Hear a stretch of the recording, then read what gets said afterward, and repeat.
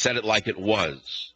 The way they read was the way I sound. Newspapers in America once read the way this show sounds to you. I don't make any of this up. After all, I'm not making up headlines. I am delivering headlines that are based upon reality.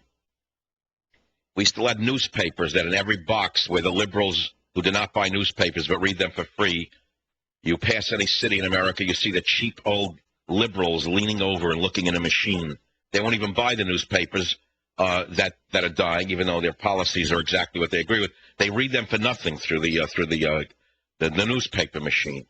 You see them leaning over the way that people hug in Marin County so the hips don't touch. Leaning over and reading. Reading, what does it say? Oh, Obama's God. Obama's a genius. Michelle gorgeous. Obama wonderful. Obama does next wonderful thing for animals and other living things. Obama superb. Obama great. Obama the magnificent. And they walk away saying, well, ooh, look at that. I voted for the right guy. But if they actually read what he just did, which is that he violated the U.S. Constitution, Article 2, Section 2, by agreeing to give up our nuclear superiority to Russia at a time when North Korea and Iran and others are threatening the world, and they read a headline which said, Obama gives up America's nuclear superiority to Russia. Obama cuts America's military. Obama taxes Americans to death. Obama agrees with G8 to tax American businesses off the planet.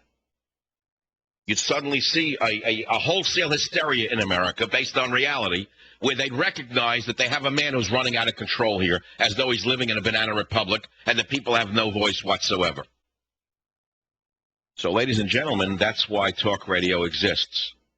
We are your last vestige of reality. You may say, well, come on, you deal with rhetoric and bombastic material. Yeah, sure we do. Otherwise, you wouldn't listen at all. But we are the only counterbalance that you actually have with this monstrous construct called the government media complex, another phrase I created in 1997. And so I give it to you as it is. The president is violating the U.S. Constitution because he's a clever manipulator of the law. He's a constitutional lawyer who was trying to get around the Constitution by using the law to get around the Constitution. Because as I've told you, liberals use the Constitution for toilet paper when it doesn't suit them, and they hide behind it when someone catches them. Right now, the president has used your Constitution as toilet paper by signing an extension of a treaty without going to Congress, meaning the senators, for a discussion and a vote. He didn't go for that. Instead, you watched a pervert being buried in a gold coffin. Obama's polls are taking a dive. You won't read that tomorrow in your hack government-controlled newspaper. May as well be Izvestia or Pravda. I first told you about Pravda 10 years ago, while the man was still using a certain ointment on his ears, before he even was in radio, before he copied every word I say on a daily basis.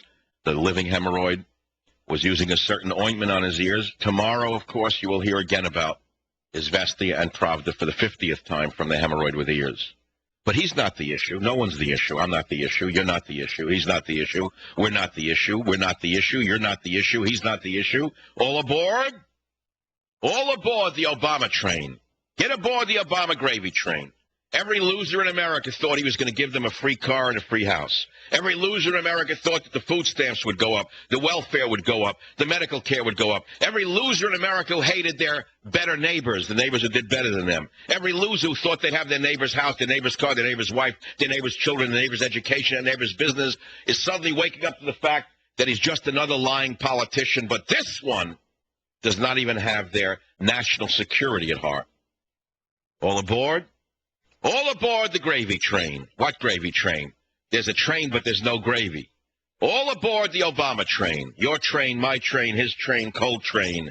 Let's have some cold train on the way out the station house door. Your train, my train, his train, cold train. Hit it, Johnson, before I run out of steam.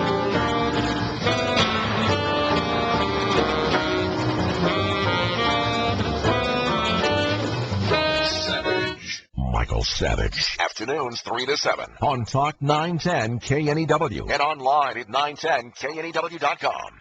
This presentation of the Savage Nation is brought to you by Inheritance Funding Company. Armstrong and Getty. Weekday mornings 6 to 10. They kind of break the monotony of life. Talk 910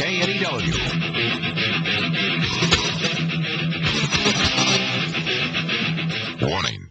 The Michael Savage Show contains adult language, adult content, psychological nudity. Listener discretion is advised.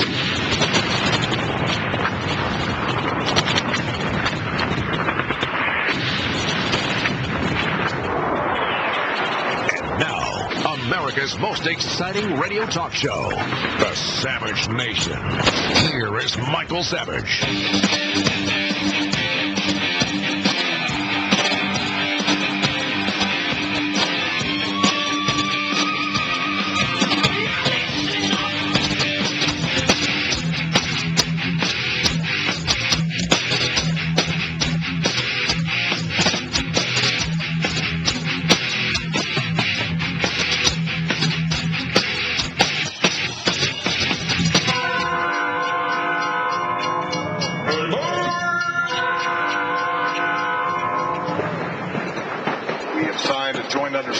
For a follow-on treaty to the START agreement that will reduce our nuclear warheads and delivery systems by up to a third from our current treaty limitations. This legally binding treaty will be completed this year. The President is violating the U.S. Constitution. The President shall have power by and with the advice and consent of the Senate to make treaties provided two-thirds of the senators present concur. Constitution, Article 2, Section 2, yet the dictator Obama has just given up our nuclear superiority to Russia, saying that this is binding. Where did he get this authority from? Where did he get the authority from? How is this possible? The fact of the matter is, I don't know if we can stop this man while it is still possible to stop him, either through impeachment or by other means. But by giving away our nuclear defenses to Moscow at a time that Iran, North Korea, and others are seeking to gain nuclear arsenals themselves is not only folly, it's insanity. I'm not the only one who says this, so something doesn't make sense, especially when we have a one-party system with literally a government-controlled press, a government-controlled press that refuses to report anything except positive news about Obama. Polls are showing that his popularity is at an all-time low. Rasmussen reports show that the daily presidential tracking poll shows only 32% of voters approve of Obama's performance. 32%! While 37% disapprove, giving him a rating of -5. Mr. Rasmussen will join us at the turn of the half hour here on the Savage Nation. And the fact of the matter is you won't see this in any newspaper tomorrow, because the fellow travelers of the internationalists, the Fabian socialists, whichever you prefer, are all in conspiracy together to make sure that you pay only attention to the golden coffins where pedophiles are buried. 1-800-449-8255, michaelsavage.com has all of these stories. You must read them. You must read them. You must read them. Let's begin with the callers in Fort Lauderdale. Charles, thank you for calling. What's on your mind? Michael, there's a doctrine of nuclear warfare called mutually assured destruction. And what it means is that no matter how many hits we take from nuclear weapons, we will be able to launch a counterstrike that completely annihilates our enemy.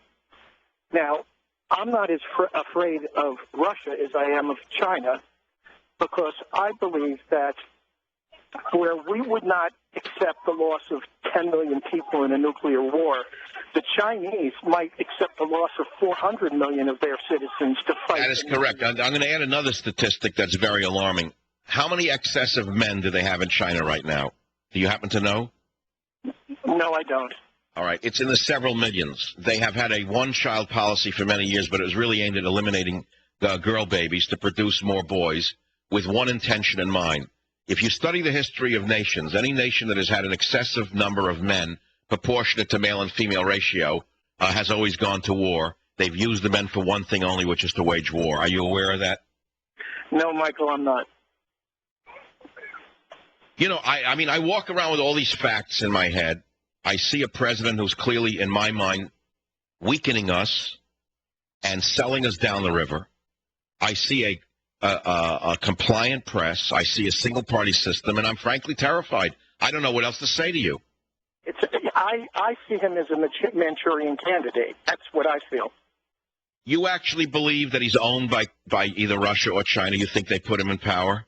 I believe that he is not as American as a kid like me who grew up playing baseball and football and going to public schools or American schools. I don't think that he is as American as somebody who has my background. All right, so he went to madrasas in Indonesia. That's a fact of reality. The American people tried to say that, and McCain shut everybody up. What does that tell you about the Republican Party? They're in on it, too. Thank you. Why would they run an old hack who was sure to lose? Because they wanted Obama to win. Let's not forget that George Bush